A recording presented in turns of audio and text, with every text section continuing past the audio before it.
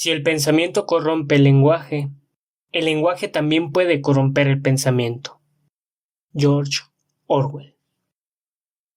El trabajo de un historiador se basa principalmente en las palabras que, entre textos y documentos, tiene que descifrar. Las palabras son la vestimenta del pensamiento, y esto es lechuza de Atenea.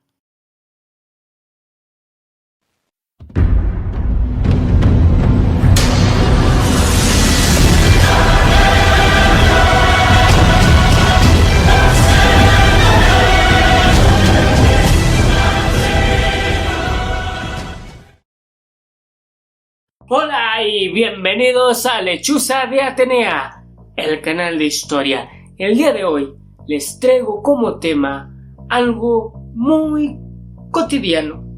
Así es, algo que utilizamos todos los días para comunicarnos. Y de hecho, lo estoy usando en este preciso momento. Y no hablo de internet ni de YouTube. Que por cierto, hablando de YouTube, tengo un video sobre el aprendizaje en YouTube que les dejaré por aquí. No vengo a hablarles ni de internet, ni de YouTube, ni de los celulares, nada de eso. Hoy vengo a hablarles de las palabras, o dicho en un sentido más amplio, del uso del lenguaje en los estudios de historia. Y ya sé que quizá pienses, ¿en serio vas a hablar de las palabras? ¿Vas a hablar del lenguaje? ¿En serio? ¿Qué tiene que ver esto con un canal de historia? Bueno, a su tiempo se los diré. Y sé que en apariencia podríamos decir que el lenguaje es algo fácil de entender, lo usamos todos los días para comunicarnos. Y dominarlo no debería ser ningún problema, sobre todo cuando eres un lector, un escritor, un artista, un comunicador, etc. Yo sé que a lo mejor pueden decir, no, yo ya domino las palabras, tengo una excelente ortografía, mi gramática es impecable, pero no, por ahí no va este asunto. Estoy hablando de estudiar el lenguaje, los idiomas, las expresiones, las palabras, desmenuzarlas hasta su mínima expresión. Cómo esto repercute en los estudios de historia. El estudio de las palabras ha fascinado a pensadores de todo tipo a lo largo de muchos años, desde lingüistas, filósofos, sociólogos, antropólogos, psicólogos, etc. Y entre toda esa gran gama de pensadores están los historiadores. Por desgracia, y como nos sucede con muchas de estas cosas, los historiadores llegamos tarde a la fiesta y encima nos colamos por la ventana. ¿A qué me refiero? Antes, las academias de historia no veían mucho interés en el estudio del lenguaje y de las palabras, ya que no tenemos un lenguaje técnico propio, no somos como los médicos, los ingenieros o otras ciencias que tienen palabras específicas para sus saberes y que solo ellos se entienden. Genial. Vaya, ¿qué pasa, Rick? ¿Es el carburador cuántico o similar? ¿Carburador cuántico? Por Dios, Morty. No puedes llamar de cualquier manera a una pieza del coche y acertar sin más. Entonces, ¿qué hacían los historiadores con esto de las palabras? Bueno, nos limitábamos a buscar su origen etimológico, por ejemplo, a traducir textos antiguos y cosas así de paleografía y demás. Sin embargo, durante los años 60 y 70 hubo un gran revuelo por el estudio del lenguaje y su relación con el pensamiento y cómo éste estructura la cultura. Y con todos esos estudios, muchos historiadores voltearon a ver y dijeron, oye, esto nos puede servir demasiado para enriquecer la historiografía.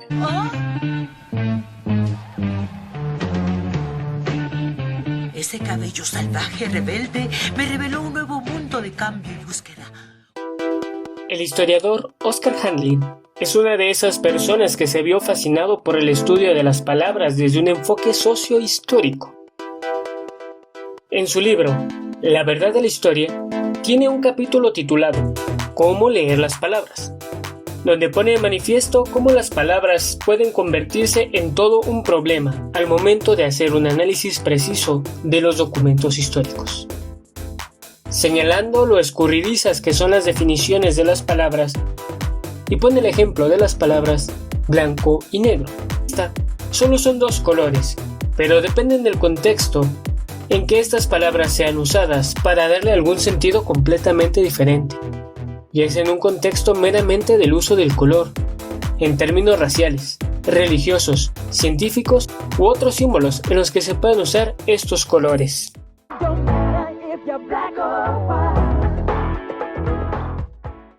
Los historiadores debemos poner mucha atención a esos detalles para no caer en anacronismos, en descontextualizar palabras, malinterpretar expresiones. También nos advierte de 3 cosas más. La primera es, el hecho de nombrar una cosa no determina que esa cosa exista.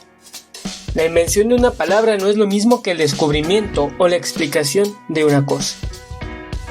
Es decir, que hay muchas palabras que refieren en principio a cosas abstractas, y el hecho de que se nombren no quiere decir que automáticamente pasen a existir. Por ejemplo, cuando Thomas Jefferson se puso a redactar el texto de la Declaración de Independencia, hizo una enumeración de los agravios que habían sufrido los súbditos de Jorge III, tal como lo había hecho en la Constitución de Virginia. Pero, cuando estaba trabajando, los revolucionarios advirtieron que la palabra súbdito era inadecuada para describir a los habitantes de la nueva nación. Necesitaba algún otro término que se pudiera aplicar a los hombres libres que estaban a punto de dar vida a una república. Al tratar de encontrar el nombre que se acercara más a la expresión de la condición de los colonizadores rebeldes, tal como él entendía, utilizó la palabra ciudadanos, lo cual no significa automáticamente que existan los ciudadanos y la ciudadanía, que solo sería el punto de partida para construir esta idea y su significado tangible en la sociedad. Posteriormente, durante la Revolución Francesa, los súbditos rebeldes de Luis XVI la adoptaron y difundieron su uso en todo el mundo, hasta llegar a consolidarse en el Estado moderno y aún hasta ser una condición social irrefutable de los estados contemporáneos.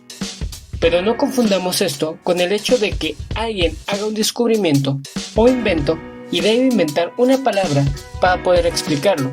En este sentido, la cosa o fenómeno antecede a la palabra. Es la Flintlock tónica supermutante dinámica duplicadora de comida, o abreviando, la FLSMDFR. La segunda cosa que nos advierte es que conservar el control de una palabra escurridiza es más difícil cuando denota no una cosa, sino un concepto abstracto. Por ejemplo, la palabra democracia sufrió transformaciones radicales a lo largo del tiempo, a tal punto que ha podido ser reclamada por regímenes tan diferentes como la Alemania Oriental, Corea del Norte o Dinamarca y Suiza. Evolucionó por medio de un proceso curioso y frecuentemente paradójico. Los norteamericanos de 1770, que fueron quienes redactaron el Acta de Independencia y dieron forma a una de las naciones que hoy se considera bastión de la democracia, en aquel entonces la democracia tenía una connotación negativa, la rechazaban cuando se identificaban con una especie de igualitarismo, que todos eran iguales y realmente no les latía tanto la cosa. Sin embargo, ya en el siglo XIX la cosa sería un poco diferente y se entendería la democracia como un destino al que un país avanzado debería llegar. Y hoy día, en el siglo XXI, tenemos a la democracia como el mejor sistema de gobierno al que puede acceder un país. Lo dije antes y lo digo de nuevo. La democracia simplemente no funciona. Así que términos como democracia o como liberal o conservador o conceptos como lo público o lo cívico, pues resulta que no tienen una comprensión tan fácil. La tercera advertencia es que hay términos de oposición como no judío, por ejemplo, dando a entender que entre los que no forman parte del grupo judío hubiera algunos elementos comunes.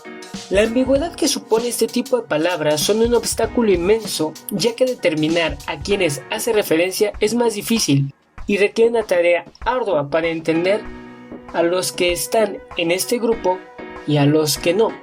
En el ejemplo que usa de la palabra no judío, eso es tan extenso y abarca muchos pueblos y religiones. Un musulmán, un católico, un protestante o un budista no son judíos, pero eso no hace que ellos tengan algo más en común que el simple hecho de no ser judíos, lo cual supone definir qué es judío, y eso, amigos míos, supone otro desafío. Pero la relación entre la historia y el lenguaje no termina ahí. Estudiar una palabra, una sola palabra, puede desenterrar consigo misma toda la idiosincrasia, creencias, pensamiento y cultura de una sociedad.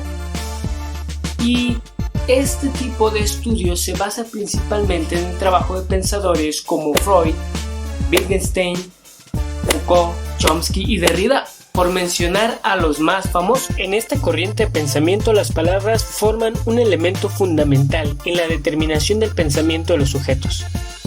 Según Michel Foucault, en su libro Las palabras y las cosas, el lenguaje se nutre de los saberes de la sociedad, así como de su entorno. Por otro lado, al nutrirse de dichos elementos, el lenguaje va delimitando la autopercepción de la sociedad misma. Lo que significa que, para un historiador, es posible entender las formas en que pensaban y funcionaba una sociedad en determinada temporalidad, desde saber qué palabras usaban para autodeterminarse, pasando por la estratificación social del lenguaje, hasta las palabras excluyentes o los silencios incómodos. El historiador que mejor explica cómo utilizar estos conceptos en los estudios de historia es el historiador Peter Burke, con su libro Historia Social del Lenguaje. En él nos propone un método para introducir los estudios lingüísticos en la historiografía basado en los 4 siguientes puntos. Diferentes grupos sociales usan diferentes variedades de la lengua.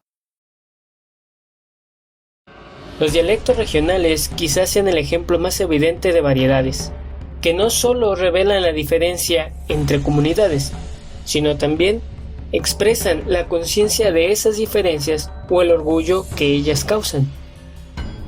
Algunas otras variedades de lenguaje basadas en las ocupaciones, los sexos, la religión u otras actividades que pueden ir desde el fútbol hasta las finanzas se conocen como dialectos sociales, sociolectos o lenguas especiales o lenguajes sectoriales. Los mismos individuos emplean diferentes variedades de lengua en diferentes situaciones. Así es, nosotros podemos aprender diferentes idiomas e incluso, aún en un mismo idioma, podemos cambiar constantemente nuestra forma de hablar. Aunque esto va en contra de la idea de que la lengua es una especie de prisión o que ejerce coacción sobre la conducta de quienes la emplean, es una realidad tangible que podemos ver en diferentes individuos. Así que esto puede sacar un poco a la regla estricta de que nuestra cultura está programada por nuestra lengua. La lengua refleja la sociedad o la cultura en que se usa. En primer lugar, el acento, el vocabulario y el estilo general de habla de un individuo revelan a cualquiera que tenga el oído entrenado mucho sobre la posición que ocupa ese individuo en la sociedad. En segundo lugar, las formas lingüísticas, sus variaciones y cambios, algo nos dicen sobre la naturaleza de la totalidad de las relaciones sociales que se determinan en dicha cultura. La lengua modela la sociedad en que se usa. Hablar constituye una forma de hacer, que la lengua es una fuerza activa dentro de la sociedad, un medio que tiene el individuo y grupos para controlar a los demás o para resistir a tal control, un medio para modificar la sociedad o para impedir el cambio, un medio para afirmar o suprimir identidades culturales. Bien dicho, amiga mía. No es broma, Bart. Muchas niñas van a crecer queriendo hablar como ella. Sobre este último punto, hay que volvernos un poco a los teóricos que se mencionaron antes, porque tanto sociólogos como lingüistas e historiadores, por igual, afirman frecuentemente que la lengua tiene un papel central en la construcción de la realidad, que es a través del lenguaje y de nuestra forma de hablar que se determina nuestro pensamiento, nuestra estructura social, a la vez que estos se recrean en la lengua. En la última generación se ha cobrado conciencia de la importancia que tiene el lenguaje en la vida cotidiana, como lo muestra el auge de los movimientos identitarios y regionalistas. Estos y otros grupos se han dado cuenta cada vez más del poder del lenguaje, así como de la relación del lenguaje con otras formas de poder. Filósofos, críticos y otros pensadores asociados con los movimientos comúnmente conocidos como estructuralismo y deconstruccionismo, a pesar de sus múltiples desacuerdos, comparten un vehemente interés por la lengua y el lugar que ésta ocupa en la cultura. Por tanto, como intelectuales, no hay que descuidarla. La historia de la lengua es una esfera en la que los historiadores pueden y deben unir fuerzas con otras disciplinas para ampliar nuestro campo de estudio y nuestra comprensión de la historia. Y hasta aquí el video de hoy, espero que les haya gustado y sobre todo que les sea útil. Para concretar más este tema, si realmente les interesa o les sirve para algo en sus estudios, pues les recomiendo que lean nada más y nada menos que Historia Social del Lenguaje de Peter Burke. También el escrito de Oscar Handlin sobre cómo leer las palabras y por supuesto uno de los grandes clásicos sobre este tema, Las palabras y las cosas de Michel Foucault. Los 3 libros se los dejaré aquí en la descripción para que los puedan descargar.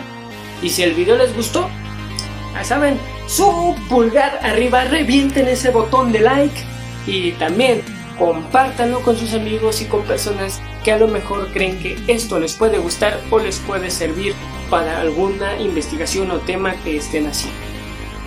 También, si les gustan mis videos y quieren ver más contenido, no olviden suscribirse y darle a la campanita para que suene cada vez que tenga un nuevo video aquí en el canal. También me gustaría conocer sus comentarios y saber qué les pareció este tema, si tienen alguna duda o qué libros recomiendan ustedes también para ampliar el panorama de conocimientos sobre este tema. De igual manera, síganme en mis redes sociales, en Facebook, donde me encuentran como Lechuza de Atenea, donde estaré subiendo estos libros y otros más para que puedan descargarlos completamente gratis, así de algunos memes y promos del canal. Y también los invito a que me sigan en Instagram, donde aparezco como @AteneaLechuza. Ahí, aparte de algunas imágenes interesantes y de los estados que subo sobre actualizaciones de videos y otros temas, tengo algunos en vivos que hacemos aproximadamente cada 15 días o a lo mucho una vez al mes. En esta ocasión tuvimos un en vivo sobre historia y esoterismo y vamos a seguir tratando el tema. Así que si les interesa y quieren también ustedes ser parte de Lechuza de Atenea y participar en los en vivo, pues no se lo pueden perder, así que síganme en mi cuenta de Instagram. Eso es todo por hoy. Nos vemos en la próxima aquí en Lechuza de Atenea.